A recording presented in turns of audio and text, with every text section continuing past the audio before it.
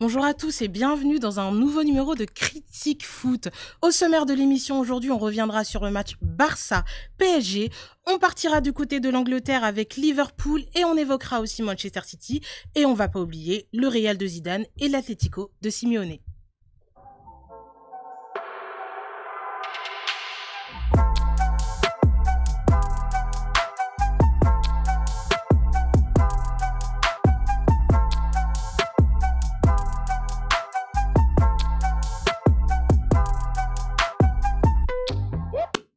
Alors dans cette première partie de Critique Foot, avec moi autour de la table pour parler de cette fameuse rencontre Barça-Paris Saint-Germain, j'ai Fred.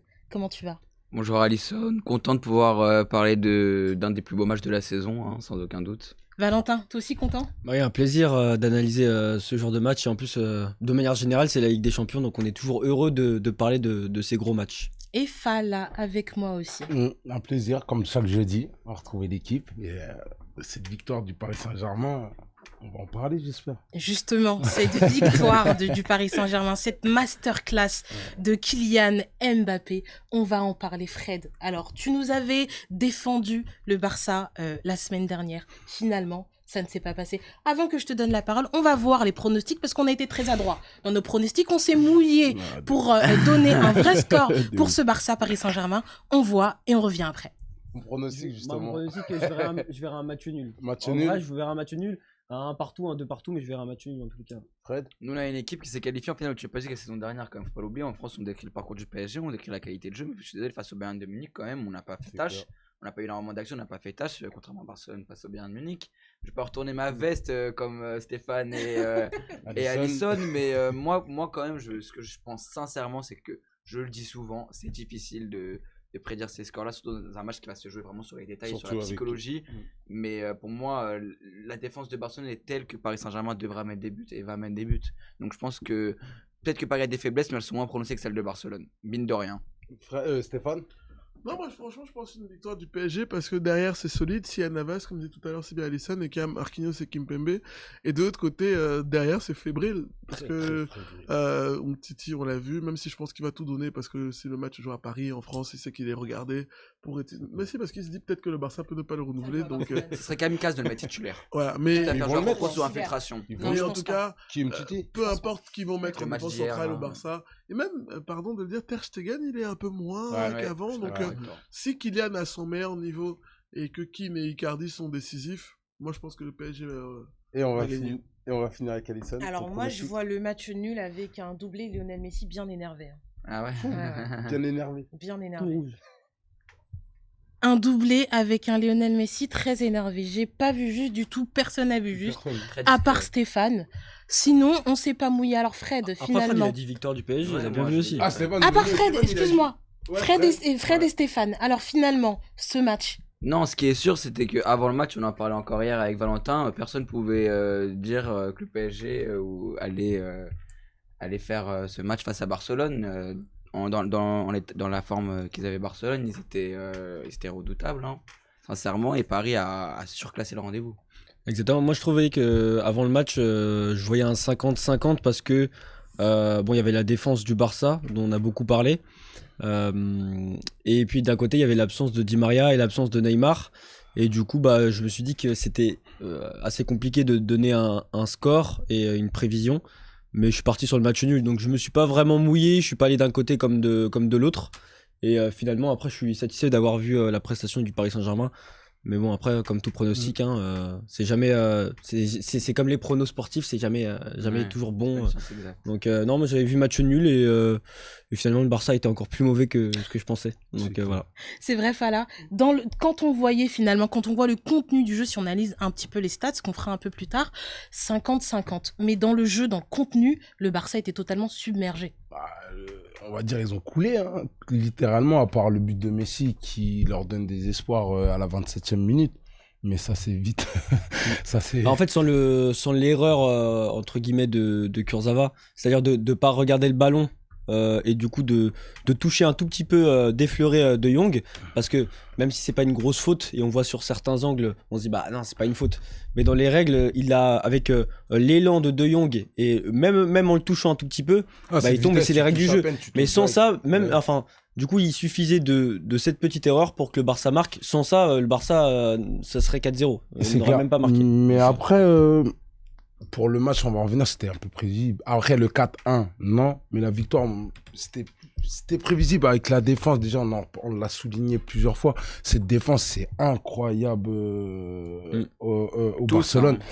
Piqué, on l'a vu, il a joué sur une jambe limite. Puis c'est incroyable de plus, l'avoir vu ce qu'on a- aligné. Mais après ce qu'on tant n'a de- pas vu, nous, pendant qu'on a regardé le match, je sais pas si vous avez fait attention, il y a une grosse prise de tête entre Piqué et Griezmann. Ah, voilà, tous vu, ouais. Sur le coup, j'avais pas Ah, percuté. après, moi, je me dis, on le met en avant parce que c'est les caméras, c'est les micros.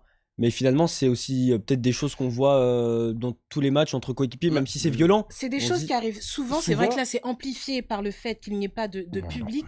Mais là, quand même, c'est criant. On avait une défense du FC Barcelone aux abois. Un Griezmann qui, lui aussi, malheureusement, n'était pas dans un temps fort. Tu les as défendus tant bien que mal la semaine dernière. Mais défensivement, même au milieu, c'était quand même une petite, voire une grosse catastrophe, Fred. Moi, défensivement, on le savait. Hein. On le savait que ça allait être compliqué. Mais moi, c'est vraiment au milieu de terrain. Je pensais, je te disais, hein, Alisson, que je pensais qu'il y avait quand même un peu plus de créativité au milieu de terrain à Barcelone.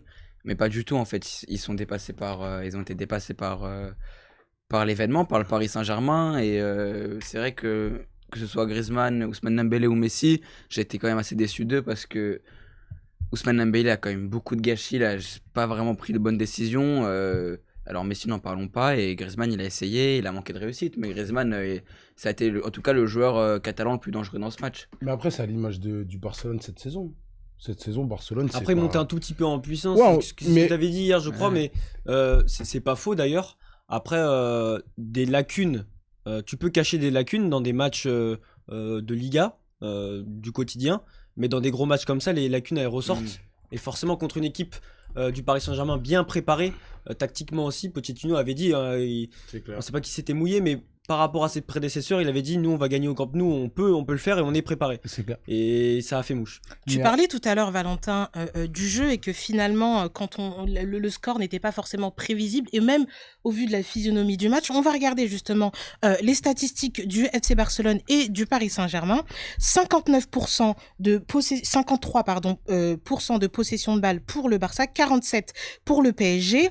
Duel gagné, on en a 41 au niveau du FC Barcelone, 68 pour le Paris Saint-Germain. Tir cadré, 4 sur 12 seulement pour le Barça, 9 sur 16, dont 4 qui ont fait mouche pour le Paris Saint-Germain. Et au nombre de passes, 480 pour le FC Barcelone et 421 pour le Paris Saint-Germain. Finalement, en termes de stats, on est kiff-kiff. Bah justement, tout dépend de l'utilisation du ballon. Tu peux avoir le ballon en majorité par rapport à l'équipe adverse. C'est comme le Barça de Guardiola. Eux, ils l'avaient longtemps et ils savaient l'utiliser. Mais tu peux l'avoir longtemps et pas savoir l'utiliser. Le Barça, le temps, les moments où ils ont eu le ballon, ils n'ont pas su. En fait, ils étaient en manque d'inspiration. C'est Et en plus, quand tu vois la défense parisienne bien regroupée, les deux lignes, c'était un double rideau bien resserré. Les positionnements, même les joueurs se parlaient, on entendait puisqu'il n'y avait pas de supporters. Ouais. Même Kurzawa qui disait à Mbappé, viens, Marco, viens. Il a très très bien défendu sur Dembélé d'ailleurs. Donc quand on a une organisation défensive du Paris Saint-Germain qui est bien huilée, et un Barça en manque d'inspiration, forcément ils ont pas trouvé en plus souvent le cadre. Je crois que c'était 4 tirs cadrés sur C'est ça. les 12 tirs. C'est ça. Et moi, ce qui m'a frappé, pour ajouter quelque chose, c'est au niveau de la tactique. Et la clé du match, moi, je pense, c'était sur les côtés. On l'a bien vu, Ouais. d'ailleurs, c'était sur RMC Sport, ils avaient parlé de ça, de cette tactique. Qu'en fait, on avait des rampes de lancement comme Marquinhos et Paredes qui devaient balancer sur les côtés. Et en fait, comme les ailiers parisiens, donc Keane et Dans Mbappé, l'axe. se sont recentrés dans l'axe, enfin vers Icardi, les latéraux barcelonais se sont aussi recentrés dans l'axe. Et du coup, il y a de l'espace sur les côtés. Kurzawa, Florenzi qui doivent prendre l'espace. Ils l'ont fait. Et finalement, sur 2 débuts du Paris Saint-Germain, Ouais. on voit cette tactique mise à l'œuvre. Marquinhos qui fait la transversale, Paredes qui fait la transversale. Pour Et finalement, ça fait but. Florenzi, Et en plus, dans l'axe, voilà, quand on a des défenseurs qui sont un peu en manque de confiance, bah forcément. On ça a fait demandé aussi l'avis à Juan José, un spécialiste de l'Espagne, ne l'oublions pas, ce qu'il a pensé de cette rencontre entre le Barça et le Paris Saint-Germain. Dans le duel Barça-PSG, un vainqueur, le PSG, quelqu'un qui a perdu, le Barça, le résultat, il est là, et il le montre clairement. Quand on regarde les statistiques, on pourrait croire que le match était beaucoup plus équilibré que ça, mais quand on regarde le match, on se rend compte que c'est le PSG qui a dominé de bout en bout ce match. Le PSG qui a montré plus d'envie. Le PSG qui a joué collectif. En face, vous aviez une équipe avec quelques individualités. Vous aviez une équipe médiocre qui a fait illusion pendant quelques semaines en Liga, mais qui est retombée dans les travers qui ont été les siens depuis plusieurs semaines. Le Barça n'a pas le niveau européen et le PSG est venu lui rappeler. Mais faisons-nous aussi un exercice de mémoire, parce qu'il y a eu quand même des signes annonciateurs. La Juventus de Turin est venue lors du dernier match de la phase des poules des Champions League, est venue justement battre le Barça 3-0. Juste avant, quelques mois auparavant, c'était cet été, c'était le Bayern de Munich qui avait humilié le Barça avec 8 buts marqués du côté de Lisbonne lors de la phase finale de la Champions League. Donc, ce qui s'est passé au Camp Nou, on aurait dû le voir venir. Le PSG est une équipe qui a envie, qui veut cette compétition européenne après avoir perdu la finale. En face, le Barça ne sait pas où il va et Koeman n'arrive pas à redresser cette équipe. Alors, aux supporters du Barça, aujourd'hui, il lui reste l'amer constat qui a été fait par la presse espagnole quand elle titre en première page que le PSG a fait exploser le Barça. Il lui reste donc ce constat, mais aussi l'espoir peut-être d'une remontada. Imaginez un 4-0 du côté du Parc des Princes, peut-être un 5-1, un 6-2. Allez-vous imaginer ce scénario? Ça paraît peu probable et pas très crédible aujourd'hui en vue de ce qui a été développé par le Barça lors de ce match au Camp Nou. Donc, pour nous, maintenant, ce qui reste, c'est tout simplement souhaiter que cette aventure européenne du Barça se termine, mais qu'elle se termine avec dignité. Au moins qu'on puisse partir la tête haute, c'est ce qu'on peut partir la tête haute après avoir été humilié par le PSG par 4 buts chez soi. Donc, bonne chance au PSG et attendant le match retour, on ne sait jamais. On sait jamais, disait Juan Rossi. Est-ce que tu y crois au vu de la physionomie de ce Barça? Fred l'a très bien dit, une défense, on va pas y revenir éternellement, un milieu faible, mais l'attaque de ce FC Barcelone qui a été quasi muette après le but de Lionel Messi. Est-ce qu'on s'attendait vraiment à une attaque de cette manière aussi faible, Fala? Moi, franchement, je vous dis, c'est l'image de ce que Barcelone reflète cette saison. Ils ont perdu contre Séville, ils ont gagné le week-end dernier contre Alaves. Ils rechutent contre le Paris Saint-Germain. Ce week-end, ils vont peut-être probablement gagner en championnat. Ils vont recouler. Le Barcelone, cette année, c'est ça. C'est le problème de Barcelone. Ils ne sont pas constants. On voit bien, ils sont distancés en championnat par rapport à l'Atlético de Madrid. Mais si on parle du match retour qui va avoir le 10... Non, on parle d'abord du match aller. On verra pour le match retour. On n'a pas fini de regarder tout ce qui s'est passé dans ce match aller. Restons d'abord sur le match aller. Après, on parlera du match retour. Oui, parce que tu as lancé un petit pic justement, parce que tu as dit que par rapport au match retour, est-ce que Messi... Moi, j'ai envie de dire qu'il faudra faire attention. Moi, j'ai rien dit pour l'instant. Tu m'as entendu dire ça? Non. Moi, j'ai rien dit. Excuse-moi. Elle a ouvert la brèche par rapport voilà, à la c'est vidéo, ça, parce que moi, j'y vais direct. Faut pas oublier que Messi, il a joué sur une jambe au Parc des Princes et il nous a sorti sur une jambe. Oui, mais c'était pas la même équipe. C'est pas la même équipe, mais ce mec-là, c'était pas la même équipe. Je suis d'accord, mais ce mec-là, si il décide de prendre le match au sérieux, tu peux pas l'arrêter, ce mec-là. Mais Fred, je te redonne la parole après. Valentin, on va juste revenir sur Ousmane Dembélé. On l'avait dit sur ce plateau, Ousmane Dembélé pouvait être le facteur X de cette équipe. C'était lui qu'on attendait beaucoup, beaucoup plus même que Messi, beaucoup plus que Griezmann. Ousmane Dembélé, abonné absent. On l'a pas vu. Bah, il a essayé, mais il n'a pas réussi. Tous ses choix n'étaient pas les bons. On connaît sa qualité technique, mais en l'occurrence, elle n'a pas profité au FC Barcelone. Défensivement, il n'a pas apporté non plus. Hein. C'est pas un ailier comme Moeskin qui a effectué ce travail défensif, ce qui fait que Kurzawa, dans son couloir, était assez libre de déborder. Mais c'est vrai que pour revenir, par exemple, au expected goal, hormis le penalty de Lionel Messi, le Barcelone a été quasiment inexistant. Quand tu sais que le Paris Saint-Germain a un taux d'expected goal à 3, ce qui est, je sais que c'est une nouvelle donnée, sachant que le penalty ça représente en fait, parce que ça peut le score ne peut ne pas représenter la réalité.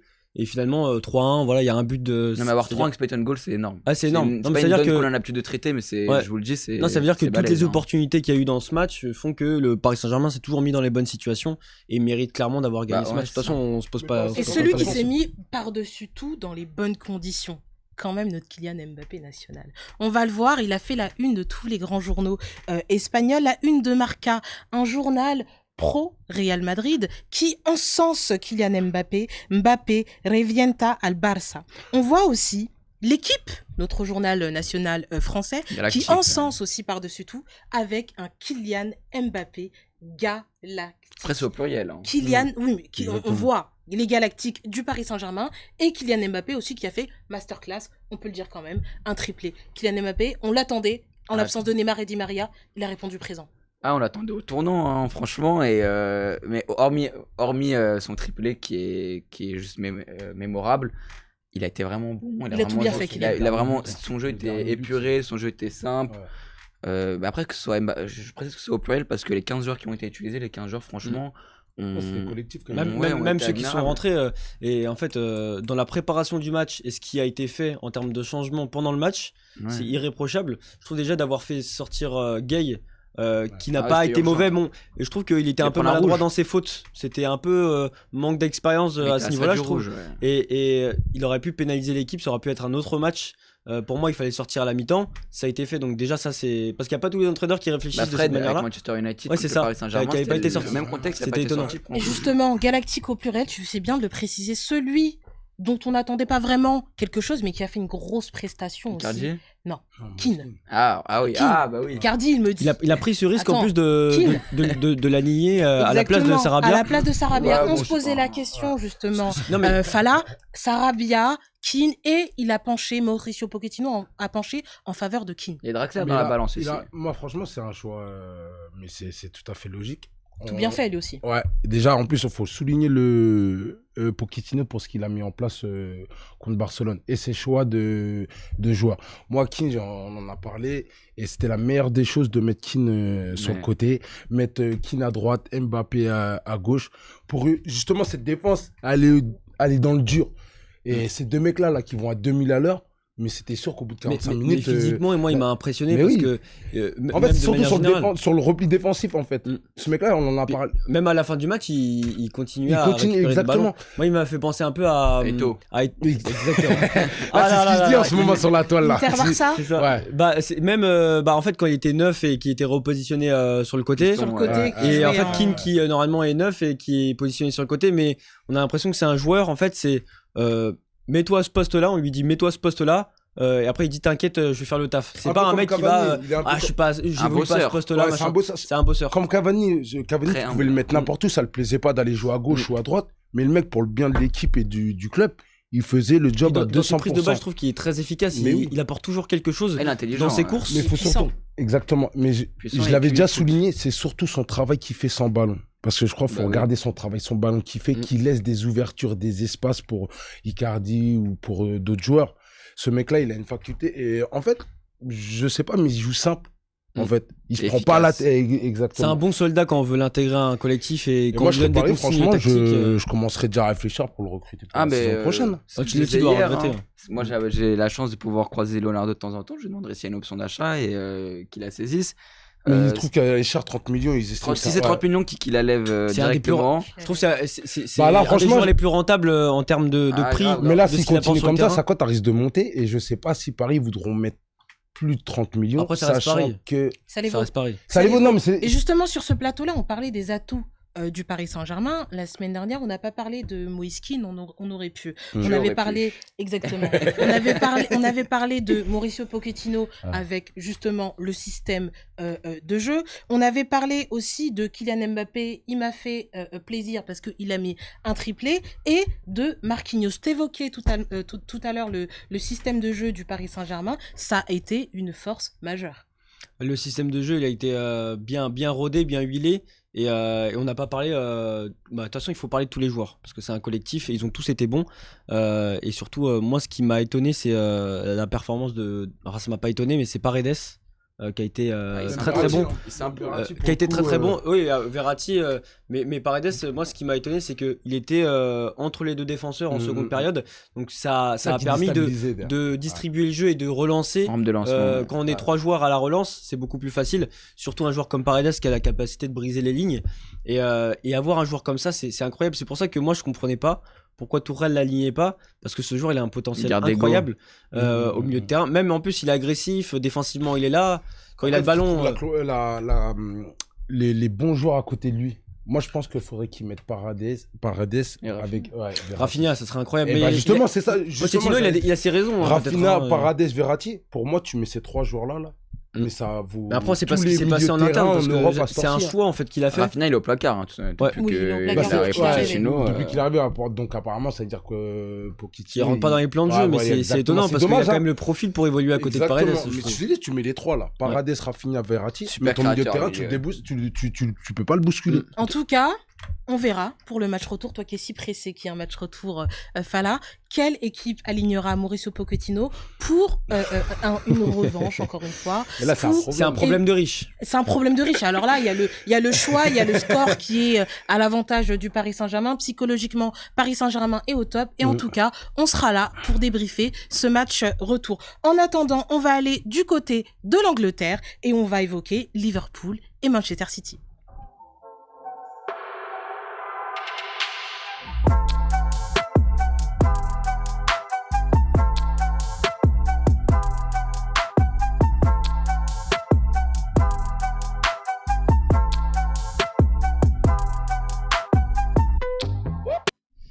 Nous sommes en Angleterre et nous allons débriefer le match entre Leipzig et Liverpool. 2-0 pour Liverpool.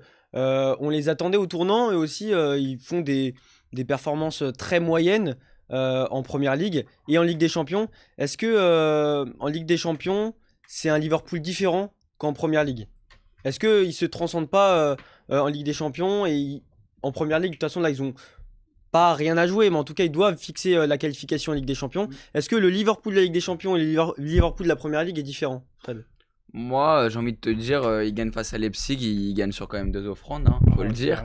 Donc moi, je peux pas te dire, ouais, Liverpool redore son blason en Champions League après ces erreurs-là. Après, hormis ces erreurs, c'est vrai que Leipzig, c'est une très bonne équipe. Franchement, j'ai été étonné. Tactiquement, Nagelsmann c'est une des équipes qui joue le mieux en fait. Les deux entraîneurs, Klopp et Nagelsmann, c'est un peu le même style de jeu. Et du coup, allemande, ouais. Du coup, Klopp a réussi, on va dire contrecarrer. Non, parce qu'il y a eu des errements défensifs, mais Leipzig n'a pas non plus été menaçant offensivement. C'est ça. Moi, je m'attendais à un tout autre match de Leipzig. Je vois Leipzig comme Fred l'a dit, c'est une belle équipe à avoir joué, c'est une équipe qui est assez offensive et qui aime jouer au ballon. Et là, 2 offrandes pour Liverpool qui a su concrétiser.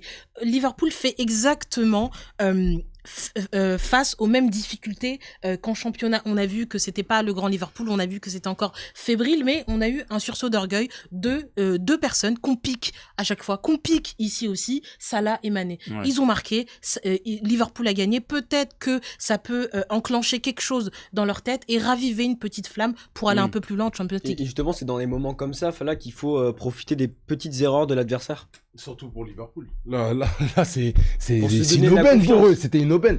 Mais après, je suis un peu déçu de ce match-là. Pour la simple bonne chose, c'est que Leipzig, il leur offre les 2 buts.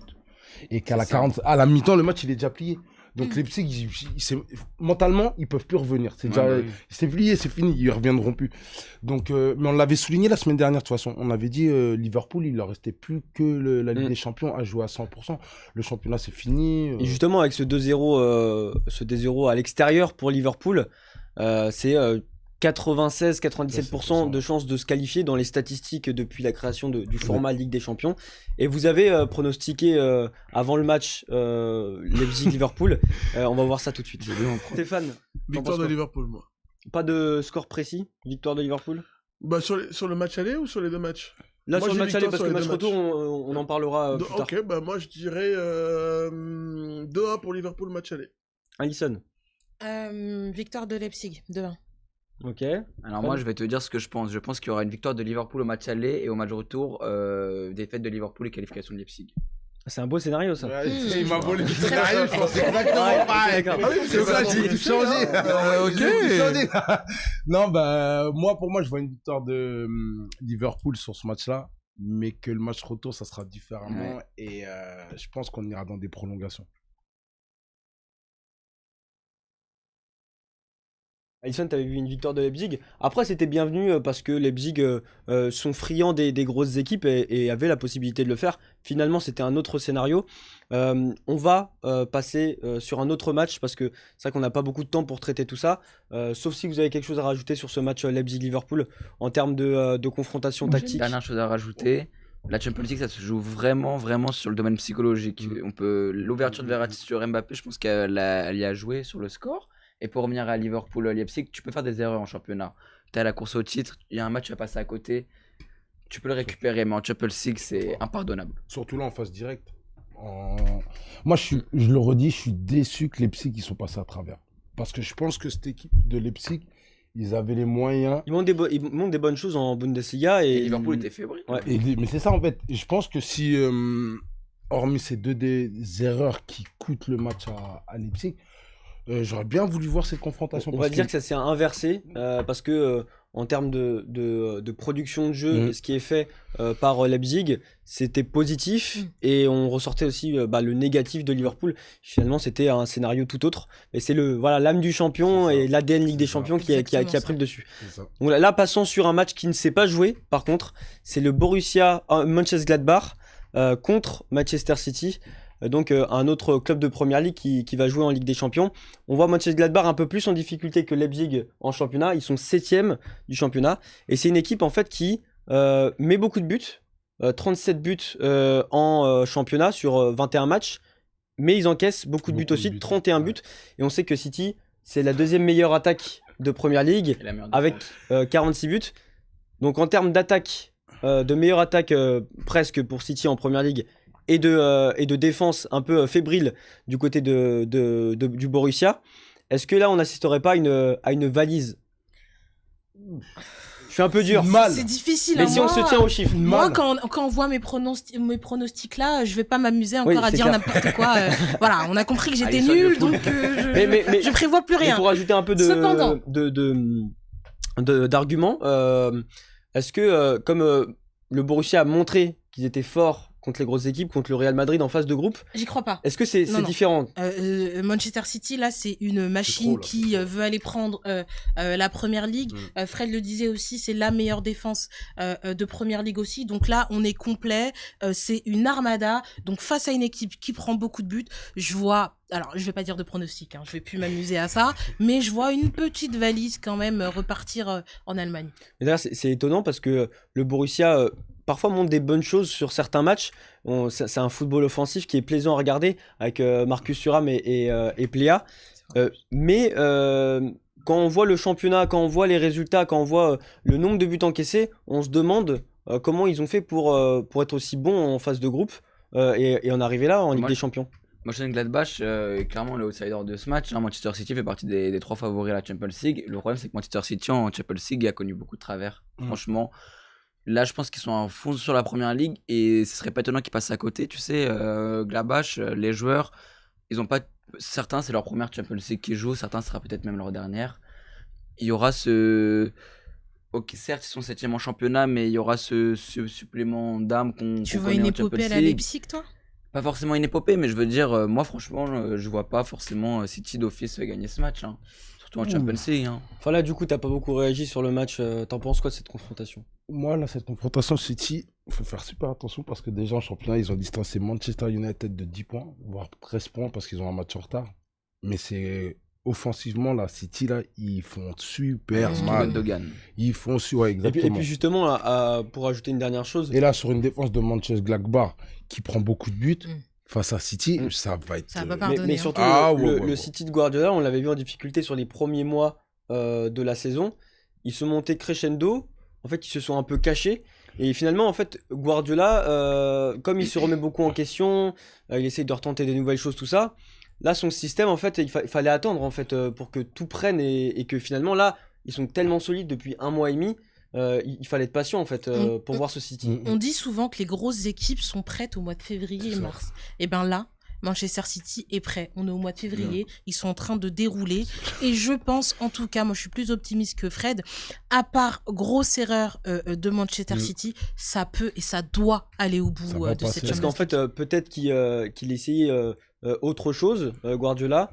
Et finalement, en fait, il fallait tout simplement revenir sur ses bases, sur les fondamentaux. sur son City qu'il a toujours, son City à lui depuis qu'il est à Manchester City. Mais après, faut pas oublier que City, en début de saison, ils ont eu pas mal de pépins au niveau des blessures. Certains, ils avaient eu C'est un peu difficile pour tous les clubs. Mais c'est finalement. ça en fait. Mais là, on voit bien aujourd'hui, à l'heure actuelle, quasiment tous les gros clubs, là, comme on arrive, on est en février, ils sont tous quasiment en haut tête de championnat.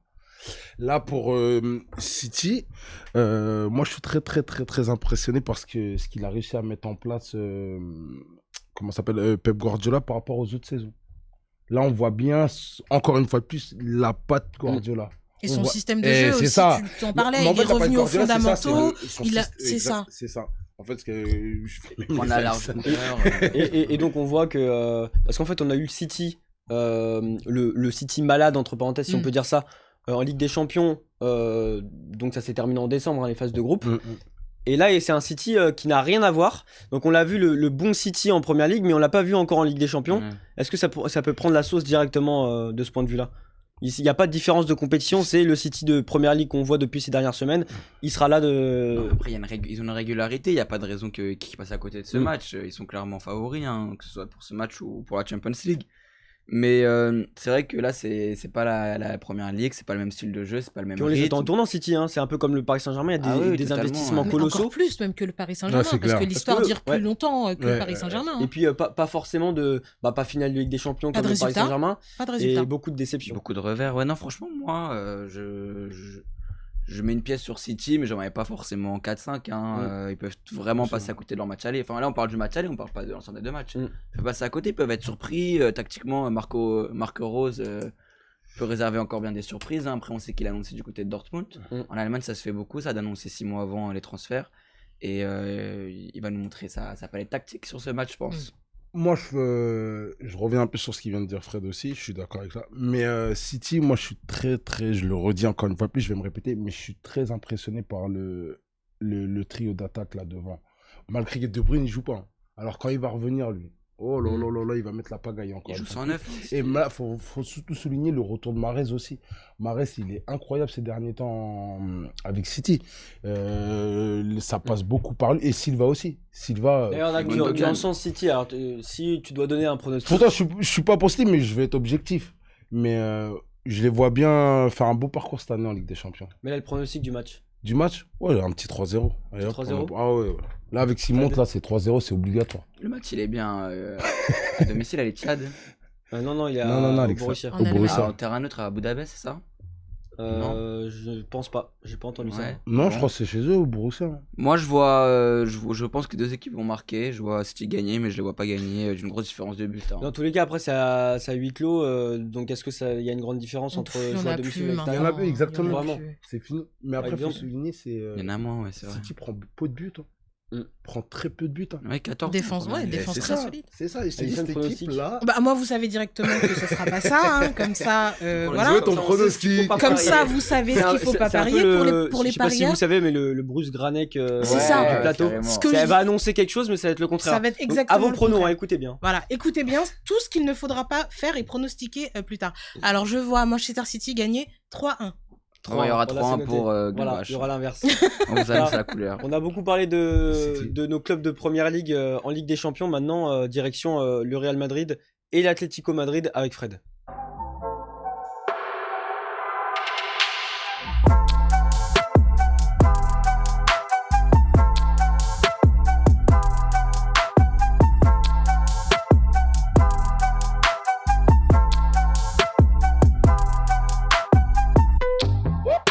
Alors, on a longuement parlé de ce match Barcelone-PSG où la France a pris le dessus sur l'Espagne en Champions League. Maintenant, on va partir sur les deux autres cadors qu'on connaît en Liga. Séville a déjà joué, on n'en a pas parlé, mais ils se sont inclinés à domicile. On va parler d'abord du match Atalanta-Real Madrid. Alors, je vais vous montrer en premier lieu le classement du Real Madrid en Liga. Alors, le Real Madrid en Liga est tout simplement la 3e meilleure attaque et la 3e meilleure défense de Liga, pour un total de 41 buts marqués pour seulement 19 buts encaissés. Je vais vous montrer, à titre comparatif, le classement de l'Atalanta en Serie A. Bon. Comme vous pouvez le voir, bon, on a un petit bug de fond vert, mais le plus important est ma voix. Hein. Donc l'Atalanta, cette saison, est peut-être un peu moins éblouissante en Serie A. Mais néanmoins, on peut voir qu'ils sont quand même un total de 49 buts marqués, ce qui est vraiment impressionnant quand on compare ces stats-là aux autres équipes des 5 grands championnats. Mais cet apport offensif de l'Atalanta connaît ses limites défensives naturellement, avec quand même 29 buts encaissés. Donc, ce qui fait de l'Atalanta tout simplement la 6e meilleure défense de Serie A pour la 2e meilleure attaque de Serie A derrière l'Inter Milan. Alors rapidement, le match Atalanta... T'as dit combien de buts encaissés par Atalanta? 29 buts. Non, 49 buts marqués. Encaissé 29. Encaissé 29. Ce qui est quand même beaucoup. Bah, ça fait plus d'un pour une but par équipe de match. Champions League, ouais. Bah, de toute façon, l'Atalanta, c'est un peu comme une équipe de Première Ligue. Ils veulent marquer beaucoup de buts et ils encaissent beaucoup de buts aussi. Donc Ouais. c'est l'équipe qui marquera le plus de buts à chaque fois, l'Atalanta. Donc voilà, c'est quand on se découvre, c'est-à-dire on attaque de toutes parts, bah, on laisse des espaces derrière aussi. Naturellement. Donc ouais. le Real Madrid peut en profiter sur ce point de vue. Alisson, Le Real Madrid doit en profiter. On sait que la campagne européenne précédente qu'a fait l'Atalanta, plutôt une belle campagne qui s'est arrêtée contre le Paris Saint-Germain. Et on a vu, Valentin l'a résumé à juste titre. L'Atalanta, c'est une équipe qui mettait beaucoup de buts. Mais même en Serie A l'année dernière, mais elle en encaisse énormément. Et le Real Madrid, c'est un peu plus, même s'ils sont en difficulté en termes de jeu, le Real, c'est un peu plus solide et un peu plus homogène en termes d'équilibre. Donc je pense que le Real Madrid devrait passer. Mais, encore une fois, pronostic, n'oubliez pas que je suis nul. ouais. Sait-on jamais? Moi, je vois un match quand même équilibré et serré. Parce qu'en termes de forme, hein, je vous rappelle que le Real Madrid, sur les derniers matchs, est à 23 points pris sur les 30 derniers points possibles, hein, ce qui est comme un état de forme de leader. Ils sont sur une bonne dynamique. Parce qu'on crie souvent contre Zinedine Zidane, contre un effectif qui a du mal à se recycler. Hein. On va avoir Casemiro, Modric, Kroos, à peu près toujours les mêmes joueurs. Mais néanmoins, comme le dit Alisson, c'est quand même une équipe, c'est un cadre hein, de la Champions League. Non, mais après, le Real, là, ils sont en train de revenir plutôt bien. Hein. Là, ils sont plus ou moins bien en forme. Le milieu de terrain, il marche super bien du Real. Après, faut pas oublier, le Real, ils ont quand même galéré pour se qualifier en 8e. Ça n'a pas été un parcours. C'était chaud, hein, le dernier match. Ouais, ils ont joué leur survie. Mais je pense que le championnat leur fait du bien. Et Zidane, on va le rappeler, ce mec-là, à chaque fois qu'on lui met la pression, Il est au rendez-vous. stop, il éteint tout. Mais en championnat, c'est difficile quand même. Hein. Les 2 derniers matchs, je crois que c'était... Contre Valence. Ouais, c'était une défaite et ensuite une victoire, non? Si je me trompe. Ouais, Alors, le dernier match, c'était 2-0 face à Valence. Et l'avant-dernier match, Ouais. c'était une défaite, je crois, au Real. C'était contre Sociedad. l'Evente, peut-être. Ouais, une défaite face à l'Evente, ouais. Exactement. Ouais. Donc c'était ça, c'était une défaite. Donc c'est un peu quand même en dents de scie, ça se cherche un peu et on sait que la Ligue des Champions c'est quand même un cran et une intensité au-dessus. Donc malgré ce Real qui est en difficulté, moi je vois pas le Real écraser l'Atalanta, j'y crois pas du tout. Mais je vois quand même avec l'effectif de qualité, bien sûr, qu'a le Real Madrid, dominer un petit peu et prendre l'avantage sur l'Atalanta. Moi, je vois l'Atalanta moins fort que l'année dernière. Ouais, Ouais. surtout qu'ils ont perdu leur star. Hein, Papu Après, Gomez. l'année dernière, c'était un peu différent, c'était un peu bizarre cette coupe, mais ça reste toujours le même format, ça reste la Ligue des Champions pour un joueur qui a une formule qui a été refaite. Tu sais, le mec, tu pourras pas lui dire, c'est pas la Ligue des Champions, le mec, il va la jouer.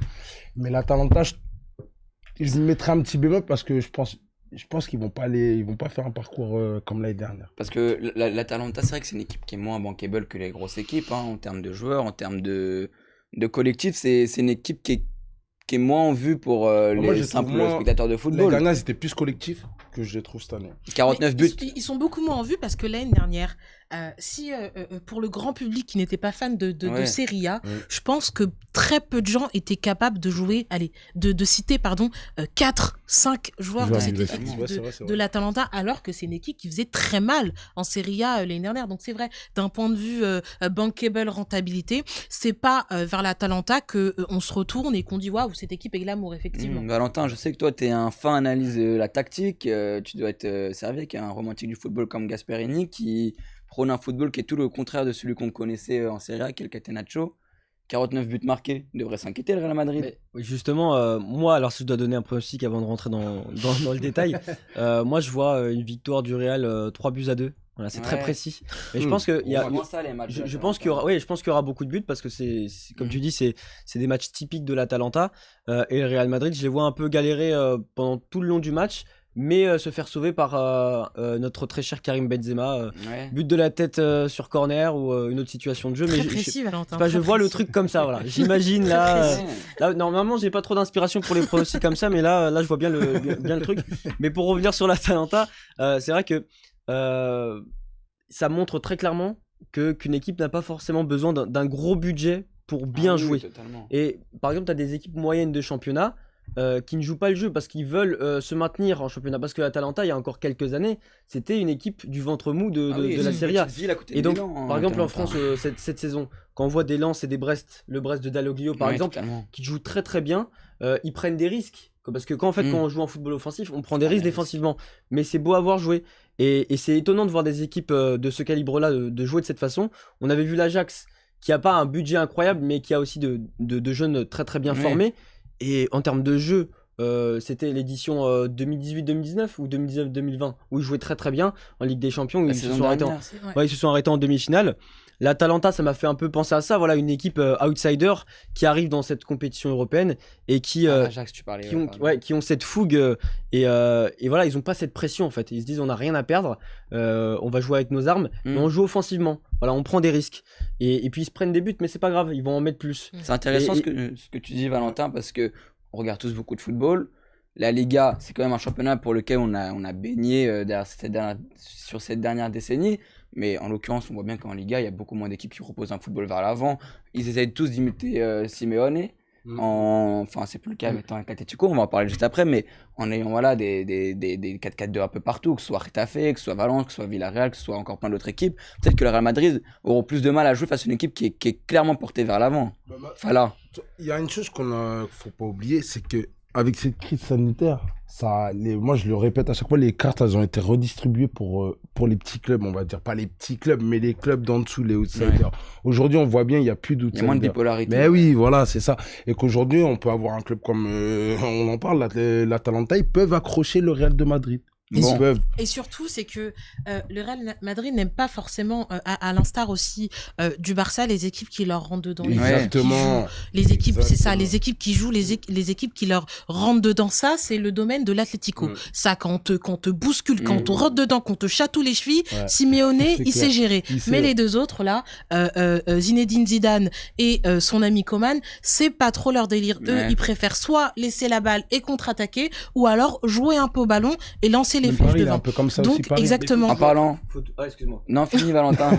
faut toujours être attentif quand on joue contre une équipe comme l'Atalanta, parce qu'on a vu le Real qui avait été éliminé contre l'Ajax, et en fait même quand tu mets des buts contre des équipes comme ça, comme je disais, comme elle baisse pas la tête, elle Ouais. continue, C'est ça. et bah en fait c'est toujours dangereux, il faut Et elle toujours être sur le propose du qui-vive. jeu, surtout. Faut toujours se dire ouais, il faut qu'on mette des buts, parce que même Ça peut aller après vite. avoir fait le break à la mi-temps, tu peux toujours te faire rejoindre au score. Et c'est Atalanta qui est très dynamique sur le terrain. Les joueurs même le mouvement sans ballon, les joueurs sont toujours dans l'espace. Et voilà, il faut vraiment être sur le qui-vive. Et en termes de placement défensif, elle sera là la clé. En tout cas défensivement pour le Real Madrid. Pour avoir assisté à la double confrontation la saison dernière, Atalanta-Valence, je peux vous le dire, Atalanta ça va vite. Ils ont mis beaucoup de buts. Bon, on parlait d'Atlético Madrid, Alisson, tu en parlais, ça nous brûle tous les langues. On parlait de Manchester City, s'il y a une équipe cette saison qui est en forme et qui surclasse son régime, c'est bien l'Atlético Madrid. Je vais vous montrer une nouvelle fois le classement en Liga, cette fois-ci l'Atlético Madrid, avec, comme on sait, hein, ils sont premiers de leur championnat depuis le début de la saison. Pour un total de 44 buts marqués, pour 13 buts encaissés. Ce qui fait en 21 matchs. Ils ont moins de matchs que le Real Madrid ou Barcelone. Ce qui fait de l'Atlético Madrid une des meilleures attaques européennes pour être une des meilleures défenses européennes. Ils affrontent Chelsea, une équipe qui a connu de l'irrégularité, mais une équipe qui a un nouveau manager qu'on connaît bien, nous, en France, Thomas Tuchel. Je vais vous montrer maintenant le classement de Chelsea en Première Ligue. 6e. 5e. Le classement, il remonte bien. Pour un total de 40 buts marqués, ce qui fait de la 5e meilleure attaque du championnat.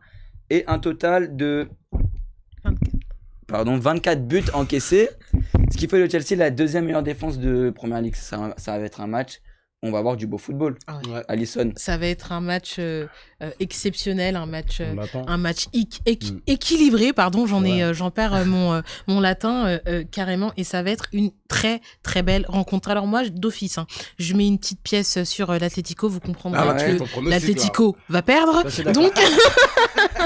mais non, je mets quand même une pièce sur l'Atlético. Pour moi, l'Atlético, c'est alors je m'avance un peu, vous serez d'accord ou pas avec moi, c'est l'équipe la plus complète européenne cette saison. Parce que bon sur le domaine offensif et défensif, c'est clairement très, très fort. et avoir un banc aussi. C'est utopique, c'est presque utopique. Ah non, mais cette saison, pour moi, c'est l'équipe européenne la plus complète. C'est clairement en plus le contraire de ce qu'on a dit tout à l'heure. De ce que j'avais dit, c'est si on se découvre, si on est en folie offensivement, on se découvre défensivement, et eux en fait ils arrivent toujours à faire l'équilibre, comme tu dis, c'est aussi bien offensivement que défensivement. Ça montre que le placement, je pense, est primordial chez Simeone. C'est quand t'es bien placé dans certaines situations, par exemple quand t'attaques bien dans les bons positionnements, t'es bien positionné pour défendre derrière. Donc il y a peu d'espace. Et je pense que c'est bien géré, c'est bien huilé. En face, Tourelle, qui est un adepte aussi de la bonne tactique et qui s'inspire aussi de Guardiola. Chelsea, on a eu du mal à voir la patte de Pochettino, par exemple, au Paris Saint-Germain. Moi, personnellement, Tourelle à Chelsea, j'ai directement vu sa patte. Moi, je pense qu'il s'est, avec l'aventure parisienne, sa tactique, on la voyait moins bien parce qu'il s'appliquait moins, il s'est lassé un peu. Non, et puis il était frustré parce qu'il avait les mains liées aussi. Le fait qu'il transite. Là, le fait il va entraîner. C'est lui qui va décider pour les joueurs. Non, puis il est libre. Il est exactement. Il est libre à Chelsea. Il faut dire les choses.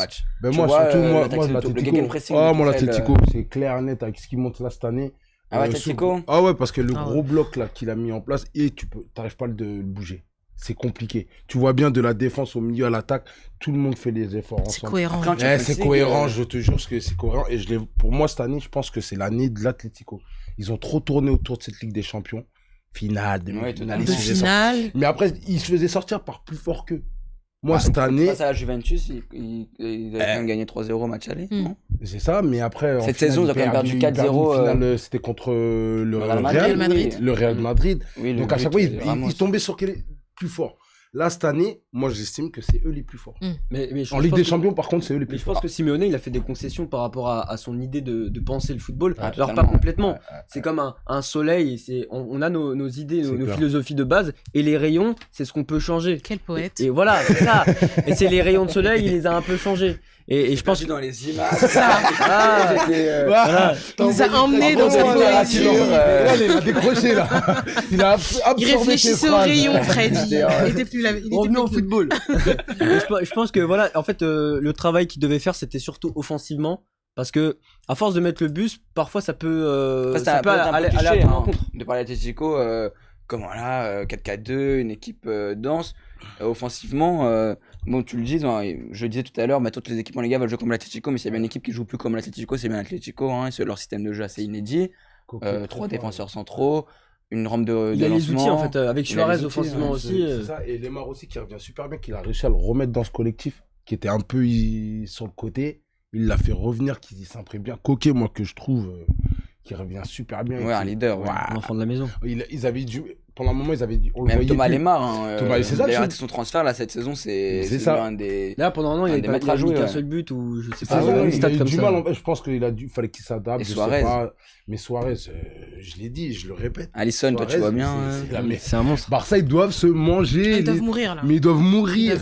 Surtout après la prestation qu'ils ont fait contre Paris Saint-Germain. Il manquait un Suarez dans ce match. Ah ouais. Mais plein de matchs où le FC Barcelone, enfin on y revient alors qu'on devrait pas en parler. Plein de matchs où le FC Barcelone était à ça, soit de gagner ou soit d'égaliser. Et ben il manquait un numéro 9. Il manquait du Suarez malheureusement. Parce qu'il était en position 9. De faux 9, ça fait pas. De faux 9. Je trouve que c'est pas sa position idéale. Il est mis en faux faux Il faut qu'il y ait ailiers. quelqu'un devant lui, Il faut, ouais. faut qu'il Ouais, faut qu'il y ait un obligatoirement. attaquant, surtout un Faut un attaquant comme finisseur. Suarez. Un finisseur. Pas forcément un attaquant. Un vrai neuf. Il peut y avoir un Un vrai attaquant en neuf. pivot pour qui s'appuie dessus. Mais ce que je veux dire, c'est que Qui libère les Suarez, espaces, oui, c'était ouais. un attaquant du jeu aussi. C'est C'était un pas qu'un neuf, attaquant oui. comme Cavani, c'était un attaquant du jeu. Et le Barça en a clairement besoin. Et là, ils peuvent se mordre les doigts, c'est sûr. Sûrement la plus grosse sûr. erreur de Et, Coman. et la- C'est la- la et plus grosse voilà, bénéfice l'Atlético, Simeone, il s'en Ils ont, sert ils ont eu super le nez bien. creux parce qu'on se dit, ouais, peut-être qu'il est en fin. Bah, le Barça, ils ont pensé ça. Ils ont dit, il est en fin de carrière, il est cuit. Elles s'en sont débarrassées et Ah, au il fait des étonnement de tout le il monde. est hein. bien lui à l'Atlético, Suarez. Hein. Et Il même- marque des buts, et il même, porte son équipe. Laporta, il a dit, il a pas compris pourquoi ils ont laissé partir Ouais, Suarez. mais Laporta, il est en pleine campagne. Oui. Ouais, il non, a mais intérêt à justement, discréditer. justement, la c'est que lui, concurrence. dans sa tête, il s'est dit, je vais pouvoir compter Tu sur. vas pas dire le contraire. Bah ouais, mais. Et là, mais de toute c'est- façon, la direction barcelonaise pendant des années, c'était du grand n'importe quoi, sportivement, financièrement. Il devait y avoir des conséquences. Et là, c'est une grosse chute cette saison. On parle que du Mais c'est pas négatif fini, leur chute, concernant hein. le Au Barça. désarroi en tout cas. d'Alisson, hein, On va- Blaugrana dans l'âme. On va rester sur l'Atlético, mais pour Barcelone, vite fait, hein, on va revenir dessus entre parenthèses. Moi, Rapidement, hein, la parce que chute, là, ouais, mais la chute de Barcelone, c'est que le début. ouais. Moi, Ouais, pour moi, c'est que faudra le début, quelques années avant que ça se reconstruise Ouais, pleinement, c'est je clair. pense. Bon, Même on moi- en a même parlé moi- déjà de Barcelone, on va pas Mais réitérer. pour l'Atlético, moi, clair net, ça va être compliqué de les bouger. Donc sur ce plateau, vous voyez le Real Madrid s'imposer face à l'Atalanta, l'Atlético s'imposer face à Chelsea. Bah, l'Atlético, ouais, je suis catégorique sur ça. Voilà. Le Real, je vais mettre encore un tout Un petit petit bémol doute. parce qu'ils sont capables du bon comme du pire. Valentin. Bah, moi, je vois l'Atlético s'imposer avec un bon 2-1. Allez. Alisson. Euh, Pronostic hors pair de l'émission. Atlético 2-1 aussi. Et Real Madrid. Real Madrid 2-0. Bon, on a eu le prono de nos consultants, une analyse fine et raffinée. Maintenant, place à Alisson pour conclure cette jolie émission. Eh ben, merci de nous avoir suivis dans Critique Foot. N'oubliez pas de vous abonner et de rester sur nos différents réseaux sociaux. Critique Foot va se faire une petite beauté. On va changer de décor, changer de plateau et on vous revoit dans quelques semaines. 2, 3, on reviendra de toute façon. À bientôt.